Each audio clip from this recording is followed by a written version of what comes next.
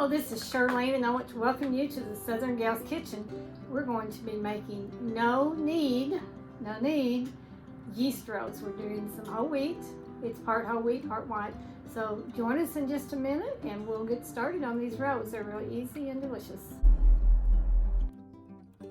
For these no knead rolls, this will make about a dozen rolls. We'll bake them off in a muffin tin. I've already got it greased. But we're going to use 2 cups of A&P flour, all-purpose flour, and 1 cup of whole wheat. Now, I like to experiment, and I'll do a lot of bread cooking shows. I love to experiment with whole grains. I cook with einkorn flour. I even grind my own einkorn. I can show you how to do that.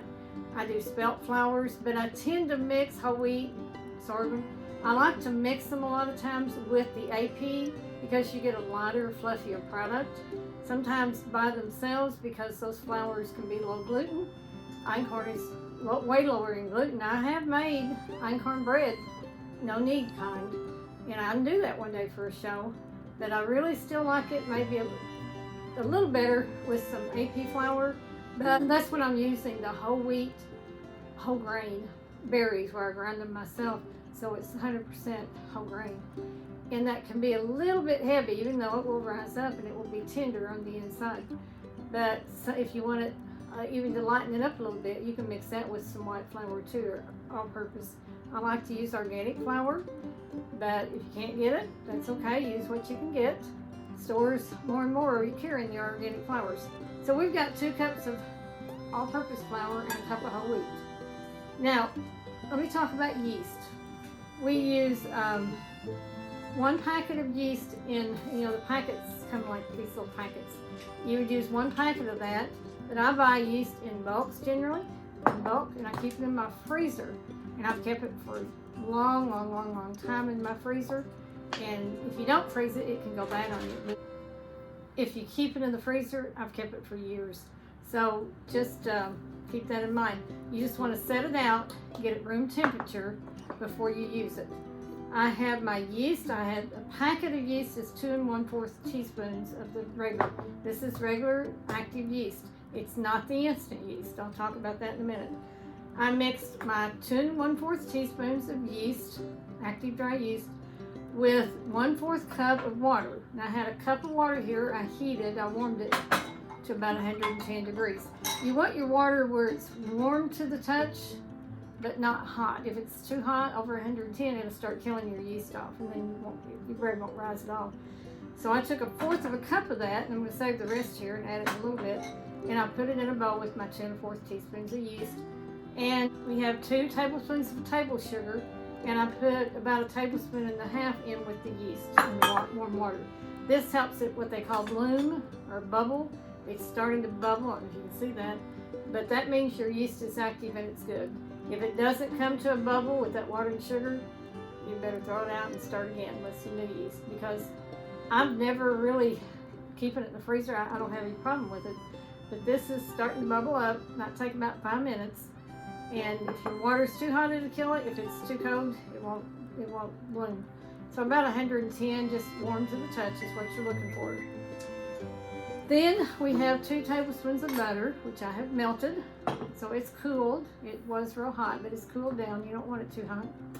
I've got some extra flour here. We'll need that in a minute. And I've got 1 egg beaten here. It needs to be room temperature too. And I've got a teaspoon of sea salt. And I grind my own sea salt in I buy the real coarse kind, Himalayan salt, and then I grind it myself. And then I keep the ground in a little jar. You can use whatever salt you've got, but a teaspoon of salt. So we've got our flours, our sugars, our yeast, and our salt, our water, and our butter, and our egg. To make this, use a whisk and whisk up your 2 flours together. And I'm going to add the rest of the sugar in there. I don't put the salt in yet. This did before I put in the salt. So I'm going to add the yeast in here. I'll take this out, and I'm going to use a wooden spoon. I use a metal spoon at first. I'm going to add my yeast mixture. Get it all out because you need all of that. Now again, this is a no knead bread. Most of the time I make knead breads. They're going to rise up, obviously, fluffier than a no knead would. But these are good quick rolls. If you don't want to get into kneading and all that, these are perfect. So you just mix that in. You just pour it in there. Now let me talk about instant yeast. I said I'd talk about that in a minute. Instant yeast, you wouldn't have to blend it. You can just put it right in your flour. I don't use instant yeast very often, but that's how instant yeast works. You buy it in little packets. A lot of times they come 3 in a package, but it makes your dough rise a little faster. But the longer rise on your dough, really the better and more tender your bread's going to be. So I really just kind of stick with the regular. Now I'm going to put my butter in here. The melted butter, again, it's cooled, it's not too hot. If it's too hot, it'll kill that yeast. We don't need that. We're going to mix that in. And we're going to put in our water and our egg. And we'll start mixing everything together. It's just really, really simple.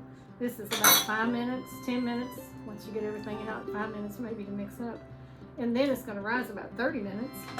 And then we're going to scoop it into our muffin tins that are greased, and then we'll bake it off. So it's pretty simple. You can make this at during the week. It's easy to make on the weekends, obviously, but even during the week, this is a bread you can make without too much work. Now this is mixed in pretty well, so I'm going to go ahead and add my salt. Teaspoon of salt in there. And then it's just a matter of mixing it up. Stir it together, and you can use a mixer. You can use a stand mixer, or you can just do it by hand. I usually, just for this bread, I'll do it by hand. It's about as easy. It's not a big batch of dough. It only makes 12. Really big batches of dough, it's really hard to mix them by hand. It's a wet dough. It's going to be wet. You can get your fingers dipped into some flour and sort of, you don't want to work too much flour in there, but just to keep it from sticking, or you can mix, put oil in your hand, butter, and kind of mix this in a little bit more. But you just really want to pull it together. I think I'll go back to the spoon. It's a little too wet. I could put some oil on my hands, and I may do that in a minute. But you just want to mix this up. It's coming together really well. It's not a problem.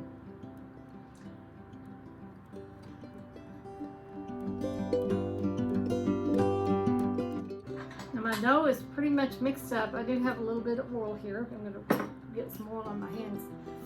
It just makes it not stick. You don't want to work in too much flour. You can work in a tiny bit. I'm going to put just a little bit on my mat. I'm going to dump this out.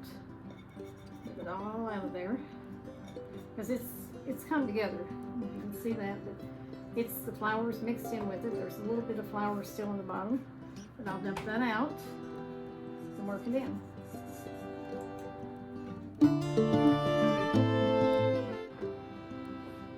So you want to kind of pull this together. It's kind of like to roll it over. You don't have to really spend a lot of time kneading, but you do have to get it mixed up. And it needs just a little bit of mixing here. I'm going to get just a tiny bit of grease on my fingers, just make it easier. Don't stick as bad. Just kind of turn it over and get it to a mixed together state. It's going to be a wet dough. It's not going to be a dry dough. It's not real wet. It's not real sticky because we did put a little extra flour. There it is. That's all there is to it. Now we're going to grease a bowl and put this in it. Cover it with a towel or with plastic wrap and let it rise about 30 minutes. You want it about double in size. So if it's, let's say it's up to my knuckle now, when it rises, I want it up to the next knuckle. I give it about double. Grease this pan just a little bit so the dough won't stick in there. You could spray it if you wanted to, but I prefer just the oil. It's more now just down in there. And again, when it gets about double, I'll know, because you can put a rubber band on your bowl, but the bottom part of the bowl is smaller, obviously, than the bigger part, unless you got a real straight edge bowl. Most of them are.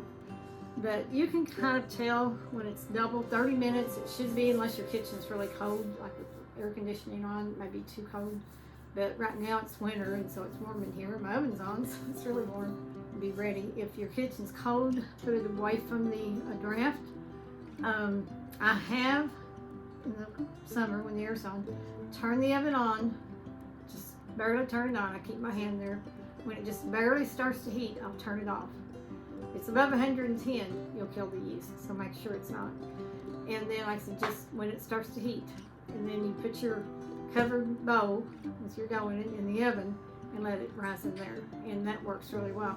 Since I'm cooking something else in the oven, I can't do that, but my kitchen is warm enough. It's not going to be a problem. See you in a minute. I have my oven preheated to 375. I have my muffin tins greased. It's 12. It's going to make 12 rows. So we're going to take this. It's puffed up like it should be, about double in size. I'm going to put the tiniest bit of flour on my little plastic thing here. Then I'm going to dump this on. Keep my wooden board clean. And I'm going to sort of just punch this down. You don't really be rough with it. You just kind of pat it down and kind of shape it into a loaf, because I'm going to make, you could cook this in a loaf if you wanted to, but I'm going to make 12 rows. Just want to get the air out of it. Deflate it, and then make it into your loaf. Okay, so if we want 12, I'm going to divide each side into, I'm not going to use scales on this, I'm just going to eyeball it. That's 6 pieces there, 2 pieces, and then we'll get 6 on each side. So there's 1, 2, 3, 4. Okay, 1, 2, 3, 4, 5, 6. That's about right. This end's a little smaller down here than this one. I'll cut this one just a little bit smaller and see how that works. You can kind of eyeball it and see here what we have.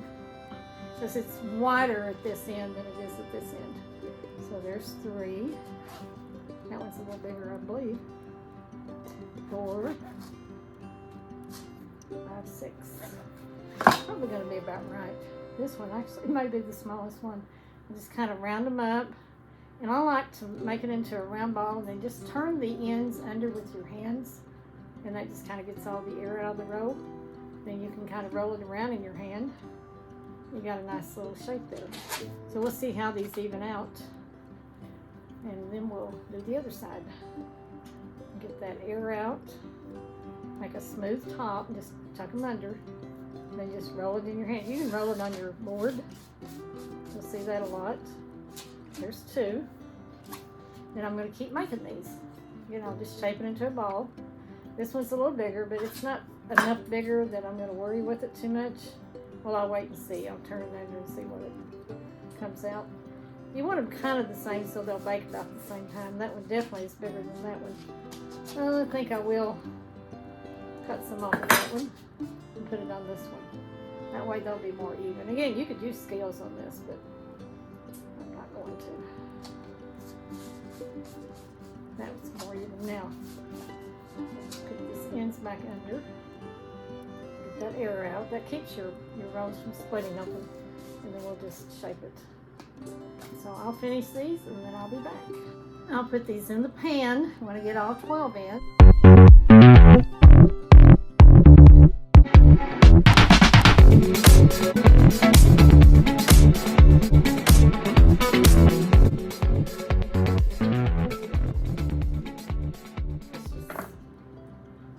They're in the pan. We're going to let them rise again just a little bit. It took about an hour for the first rise. Again, it depends on how warm your kitchen is. And so I'm just going to let them sit here and see if they rise up and how much. And then I'm going to bake them off at 375. Okay, I've taken the plastic wrap off the bread. I've let this set 45 minutes in here. That way it really puffs up. You could even go an hour. There are many ways to make no-knead breads. I've seen some where you leave them to proof overnight. Some you leave them to proof 4, 5, 6 hours. This recipe is an easier one, or takes less time, I guess, than some of those. I'll do other videos on no-knead bread soaks. There's so many good ones out there. You can put seeds and sunflower seeds, mixtures of seeds in your bread. That looks really good. I could put poppy seeds on here. I'm going to brush these with butter. My oven's preheated to 375. And they'll bake off till they're brown, about 15 minutes. See when they're done. Baked them about 15 minutes. They look good. I've got one here cut open, and I mixed up some honey butter, which I like on hot bread. I just took these out of the oven, so they're getting hot. They're gonna be good. They're good and fluffy. center soft. It's gonna be good bread. And the taste, you can do honey and butter, you can do butter, you can just do plain.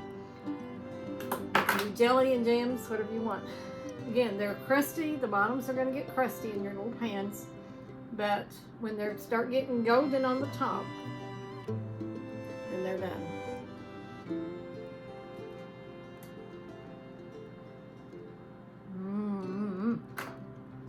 That is excellent whole wheat bread. Moist and tender. You taste that whole wheat, and of course you can taste that honey butter. Very simple to make. Takes a little time. Most bread does. But I think you'll like these. So if you want to make some bread without kneading it, this is your bread. Talk to you on the next show.